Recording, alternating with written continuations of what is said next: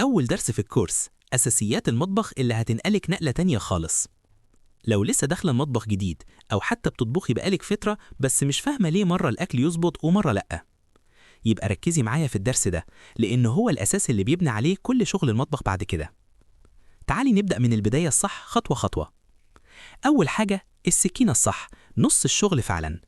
بص يا ست الكل، مش أي سكينة وخلاص، لازم تختاري سكينة مريحة في إيدك وتبقى خفيفة وسهلة التحكم فيها، وكمان أهم حاجة تبقى حادة دايما. السكينة التالمة بتخليكي تتعبي في التقطيع وممكن تجرحك، لكن الحادة بتخلي التقطيع سهل وسريع وشيك كمان. 2. التقطيع فن مش هزار، ده نص الطبخ أساسا. مش كل حاجة تتقطع وخلاص، كل شكل تقطيع ليه شغلته وبيفرق جامد في النتيجة النهائية. تعالي بقى نفهم الموضوع صح وباحتراف.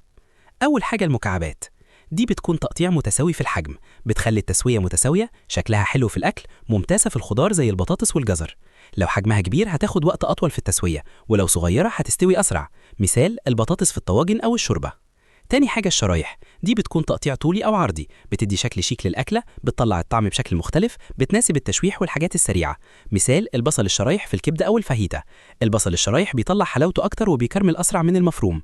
تالت حاجة مفروم ناعم، ده بيكون ناعم جدا، بيدوب في الأكل، بيوزع الطعم في كل حاجة، ممتاز للثوم والبصل في الصوصات. الثوم المفروم بيدي طعم أقوى وأسرع من الشرايح. طب ليه التقطيع بيفرق؟ علشان ببساطة بيحدد سرعة التسوية، بيأثر على امتصاص التوابل، بيغير شكل وطعم الأكلة. يعني مثلا البصل المفروم بيدوب ويدي طعم في الخلفية، البصل الشرايح واضح في الأكل وطعمه ظاهر وحلو. سر من أسرار الشيفات الكبار، حاولي تخلي كل التقطيع نفس الحجم علشان الأكل يستوي مع بعض، ولو الوصفة قالت نوع تقطيع معين امشي عليه بالحرف. نصيحة ذهبية ليكي، المطبخ مش بس مقادير، ده تفاصيل صغيرة هي اللي بتعمل الفرق، وكل ما تهتم بالتفاصيل دي هتطلعي أكل يجنن بجد. 3. النار مش دايما عالية زي ما ناس كتير فاكرة، دي من أخطر الحاجات اللي بتبوظ الأكل. في ناس فاكرة إن كل ما تعلي النار الأكل يستوي أسرع، بس الحقيقة العكس تماما. ليه النار العالية مش دايما صح؟ بتحرق الوش بسرعة وتسيب الأكل من جوه لسه ني، بتبوظ الطعم وتخلي الأكلة ناشفة أو مرة. يعني إيه الفايدة لما الشكل حلو من بره وجوه الأكلة بايظة؟ طيب النار الهادية أو المتوسطة بتعمل إيه؟ بتدي تسوية متساوية من جوه وبره، بتخلي الأكل يحتفظ بالعصارة والطعم، بتطلع النكهة مظبوطة من غير حرق. تعالي أقول لك كل نوع أكل محتاج إيه.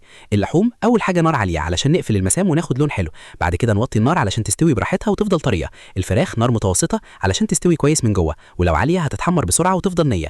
البيض نار هادية علشان يطلع كريمي وطري، النار العالية تخليه ناشف ومطاطي. الشوربة والطواجن نار هادية خالص علشان الطعم يطلع واحدة واحدة ويتركز. القلي بقى هنا العكس، نار متوسطة العالية بزيت سخن علشان الحاجة ما تشربش زيت. سر من أسرار الشيفات الكبار، التحكم في النار أهم من أي وصفة، لو ظبطتي النار هتظبطي الأكلة كلها. نصيحة ذهبية ليكي، اسمعي للأكل وهو بيستوي، لو بيولع بسرعة يبقى النار عالية زيادة، لو بياخد وقت وريحته طالعة حلوة يبقى انت كده في السليم.